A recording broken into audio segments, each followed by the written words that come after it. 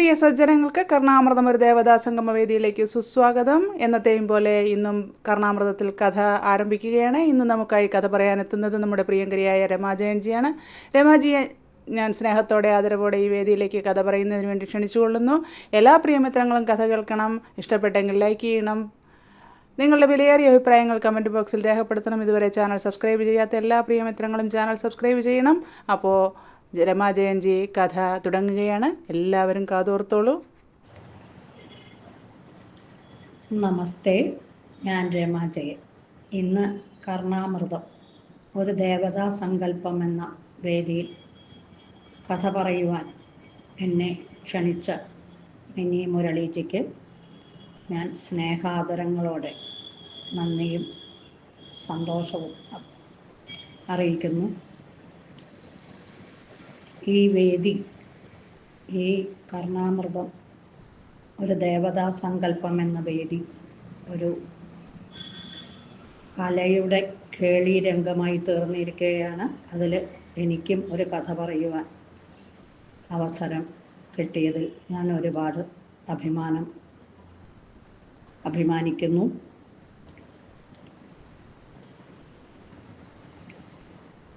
എൻ്റെ കഥയുടെ പേര് കൈകൊട്ടിക്കളി. എല്ലാവർക്കും ഇഷ്ടാവെന്ന് വിചാരിക്കണം.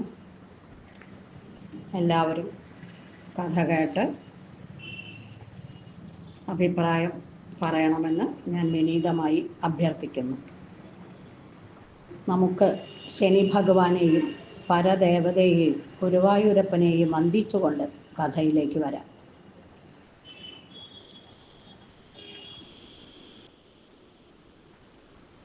വളരെ പണ്ട് നടന്ന ഒരു കഥയാണ്. ഒരു അന്തർജനം ഉണ്ടായിരുന്നു. തൃശ്ശൂരാണ് അവരുടെ സ്ഥലം. ആ അമ്മ ദിവസവും വടക്കുംനാഥനെ പ്രദക്ഷിണം വെച്ച്, അവിടെ പ്രദക്ഷിണം വെക്കണമെങ്കിൽ കുറേ ചിട്ടകളൊക്കെ ഉണ്ടെന്ന് എല്ലാവർക്കും ഒരുവിധം അറിയാവുന്ന കാര്യമാണ്. അതറിഞ്ഞു വേണം അവിടെ പ്രദക്ഷിണം വയ്ക്കാൻ. ചിട്ട പോലെ അവിടെ തൊഴാൻ പാടുള്ളൂ. ആ ചിട്ട വളരെ കണിശവുമാണ്. അവിടുത്തെ ചിട്ട പോലെ പ്രദക്ഷിണം വെച്ച് പ്രാർത്ഥിച്ചുകൊണ്ട് ആ അന്തർജനം മുടങ്ങാതെ വർഷങ്ങളോളം വടക്കുംനാഥനെ തൊഴുത് കഴിയായിരുന്നു. ആ ചിട്ടയോടെയുള്ള ആ പ്രദക്ഷിണവും പ്രാർത്ഥനയും കണ്ടിട്ട് പാർവതി ദേവിക്ക് സന്തോഷമായി. ആ അന്തർജനത്തിനോട് ഒരു ദിവസം പാർവതി ദേവി ഭഗവാനോട് ചോദിച്ചു അത്രേ, അന്തർജനത്തിന് വേണ്ടിയിട്ട്, എന്താ മഹാദേവ അവർ ആഗ്രഹിച്ച പോലെ ഒരു വരം കൊടുക്കാത്തത്? അങ്ങനെ ഇടയ്ക്കൊക്കെ പാർവതി ദേവി ചോദിക്കും. അപ്പോൾ മഹാദേവൻ പറയും, എപ്പോൾ വേണമെങ്കിലും കൊടുക്കാലോ ദേവിയെന്ന്. അങ്ങനെ ഒരു ദിവസം പാർവതി ദേവിയും ഭഗവാനും സന്തോഷമായിട്ടിരിക്കുന്ന സമയത്താണ് ഈ അന്തർജനം രാവിലെ തൊഴാൻ വന്നത്. അവരെ കണ്ടപ്പോൾ തന്നെ പാർവതി ദേവി പറഞ്ഞു, ഭഗവാനെ ഇന്നു തന്നെ അവർക്ക് എന്താ വേണ്ടതെന്ന് വെച്ചാൽ കൊടുക്കണം കേട്ടോ. ഭഗവാൻ എന്ന 10-12 വർഷമായില്ലേ അവർ നമ്മളെ പ്രാർത്ഥിച്ചു തൊഴുന്നു. ഇന്ന് വരെ അവര് വളരെ വന്ന് തൊഴുന്നത് ചിട്ട തെറ്റിച്ചിട്ടില്ലേ. എത്ര ദാരിദ്ര്യമാണെങ്കിലും അവർ വേണ്ടതെല്ലാം ചെയ്യുന്നുണ്ടല്ലോ. അപ്പോൾ ഇന്ന് തന്നെ അവർക്ക് വരം കൊടുത്ത് അനുഗ്രഹിക്കണേ ഭഗവാൻ എന്ന് പാർവതി ദേവി പറഞ്ഞു. ശരി, ഇന്ന് തന്നെ അവർക്ക് വേണ്ടതെല്ലാം കൊടുത്ത് അനുഗ്രഹിക്കാം ദേവി എന്ന് ഭഗവാനും പറഞ്ഞു. അന്തർജനം അവസാന പ്രദക്ഷിണവും കഴിഞ്ഞ് നടക്കൽ നിന്ന് പ്രാർത്ഥിച്ച് നമസ്കരിച്ച് എണീറ്റ് നിന്നപ്പോൾ ഭഗവാനും ഭഗവതിയും അവരുടെ മുമ്പിൽ പ്രത്യക്ഷപ്പെടുകയാണ് ഉണ്ടായതെന്നാണ് പറയണത്. ഭഗവാനും ഭഗവതിയും അവരുടെ മുമ്പിൽ പ്രത്യക്ഷപ്പെട്ട് ചോദിച്ചു, ഭഗവതിക്ക് ഒരു വരം തരാം, എന്താണ് വേണ്ടത്?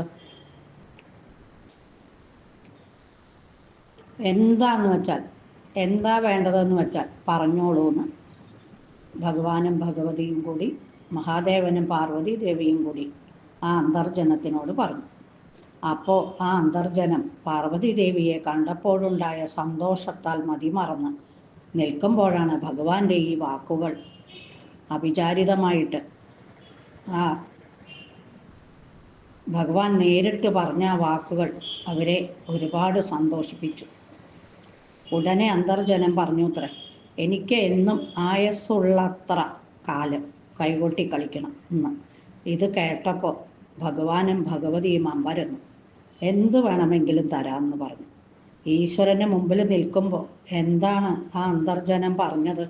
എനിക്ക് ആയസ്സു വരെ കൈകൊട്ടി കളിക്കണം. പാർവതി ദേവിക്ക് അത്ഭുതമായി. ഇത്ര പാവാണോ ഈ അന്തർജനം? പാർവതി ദേവിക്ക് അവരോടുള്ള ഇഷ്ടം കൂടി. എന്താ അങ്ങനെ തന്നെ ഭവിക്കട്ടെ എന്ന് അനുഗ്രഹിച്ചുകൊണ്ട് ശിവനും പാർവതിയും മറഞ്ഞു. കൈലാസത്തിലിരിക്കുമ്പോൾ പാർവതി ദേവി ഭഗവാനോട് ചോദിച്ചു, എത്ര പാവല്ലേ ആ അന്തർജനം? എന്ത് വേണമെങ്കിലും തരാമെന്ന് പറഞ്ഞിട്ടും അവര് ആയസ്സുള്ളത്ര കൈകൊട്ടി കളിക്കണം എന്നല്ലേ പറഞ്ഞിട്ടുള്ളൂ? വേറെ ഒന്നും അവരെ ആവശ്യപ്പെട്ടില്ലല്ലോ ഭഗവാനെ. എത്ര സാധു സ്ത്രീയാണ് അവര്.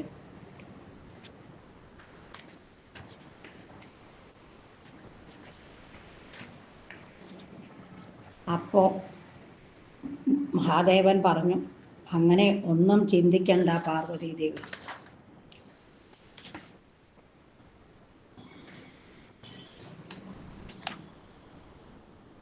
നല്ല ബുദ്ധിമതിയാണ് ആ സ്ത്രീ. എന്ത്, അത്രയ്ക്ക് ബുദ്ധിയുള്ള ആത്തേമാരാണോ അവര്? അതേലോ, യാതൊരു സംശയവുമില്ല ദേവി. അതെന്താ ഭഗവാനെ അങ്ങനെ പറഞ്ഞത്? പാർവതി ദേവി ചോദിച്ചു. എനിക്ക് ഭഗവാൻ വിചാരിക്കണതൊന്നും എനിക്ക് മനസ്സിലാവണില്ല, ദേവി പറഞ്ഞു. ദേവി, ഈ കൈകൊട്ടിക്കളി എന്താണെന്ന് അറിയാമോ? ഇത് ഒരു ചടങ്ങായിട്ടോ ഒരു കളി രൂപത്തിലോ അല്ല. നെടുമംഗല്യമുള്ളവർ വളരെ ഭക്തിയോടുകൂടി ചെയ്യുന്ന ഒരു കളിയാണ്. ഭഗവാനെ, ഈശ്വരനെ വന്ദിച്ചുകൊണ്ട് ചെയ്യുന്ന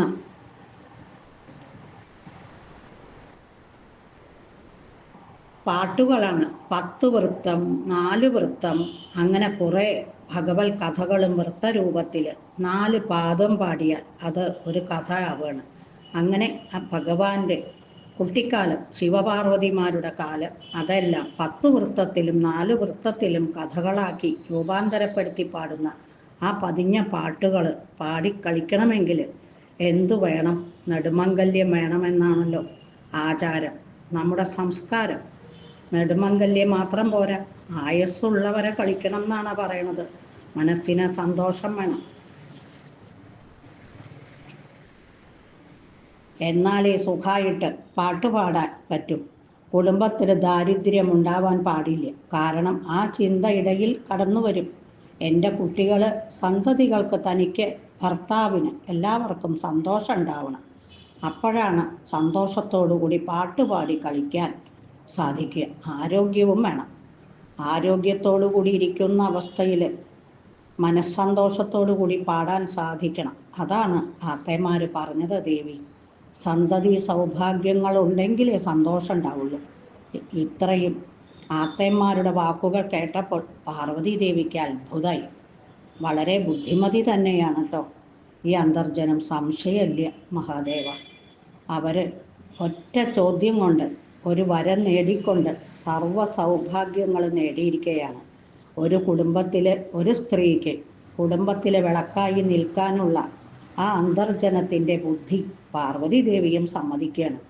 ആത്തേന്മാരുടെ മുമ്പിലും പരമശിവനും പാർവതി ദേവിയും പ്രത്യക്ഷപ്പെട്ടപ്പോൾ ഒരു പരിഭ്രമവും സംഭ്രമവും കൂടാതെ എന്താണ് ചോദിക്കേണ്ടത് എന്ന് ആലോചിക്കുക പോലും ചെയ്യാതെ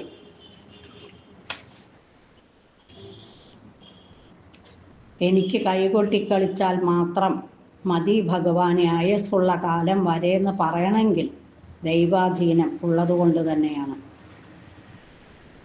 അതെവിടുന്നാ കിട്ടിയത്?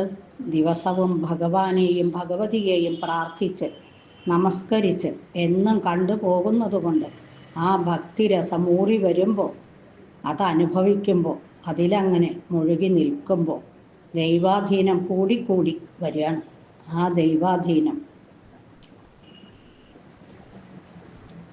കൊണ്ടാണ് അവർ അത്തരം ഒരു ഭഗവാൻ ചോദിച്ചപ്പോൾ പറയാനുള്ള ആർജവം അവർക്ക് വന്നത്. ആ കഥ കേൾക്കുമ്പോൾ നമുക്കും ഒരാവേശം തോന്നണില്ലേ? ആ വരം നേടിയതിലൂടെ ആ കുടുംബം സന്തോഷമായിട്ട് കഴിയുകയാണ്. ആയസ്സുള്ള കാലം വരെ കൈകൊട്ടി കളിക്കാൻ അന്തർജനത്തിന് സാധിക്കട്ടെ. നമുക്കും പ്രാർത്ഥിക്കാം. തിരുവാതിര കളിയും കൈകൊട്ടിക്കളിയും ഒരുപാട് വ്യത്യാസമുണ്ട്.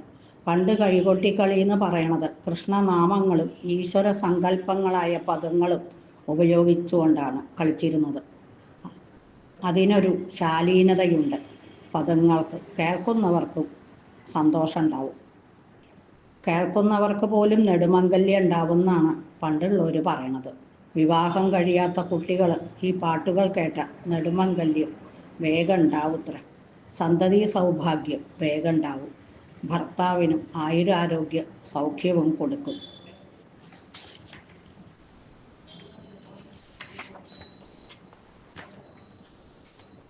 ഇങ്ങനെയെല്ലാം പറഞ്ഞുകൊണ്ടുള്ള പാട്ടുകൾ, അതിൻ്റെ മഹത്വം എത്ര പറഞ്ഞാലും മതിയാവില്ല. അതാണ് ഈ ആത്തേമാർ ഒരു വരത്തിലൂടെ നേടിയെടുത്തത്. നമുക്കും പ്രാർത്ഥിക്കാം, ദൈവാധീനമുള്ള സമയം വരെ വാക്കിലും നല്ലത് തെളിയാൻ. എത്ര ചിന്തിച്ചാലും പറയുവാനുള്ള വാക്കുകൾ നല്ലതായിട്ടില്ലെങ്കിലും ചിന്തയും വാക്കും പ്രവർത്തിക്കും നന്നാവാൻ നമുക്കും നമ്മുടെ കുടുംബം, നമ്മുടെ കുട്ടികൾക്കും അതൊരു സ്വർഗമാക്കി തരാൻ ഭഗവാനോടും ഭഗവതിയോടും നമുക്കും പ്രാർത്ഥിച്ചുകൊണ്ട് എൻ്റെ ഈ വാക്കുകൾ ഞാൻ നിർത്തട്ടെ. എല്ലാവർക്കും നന്ദി, നമസ്കാരം.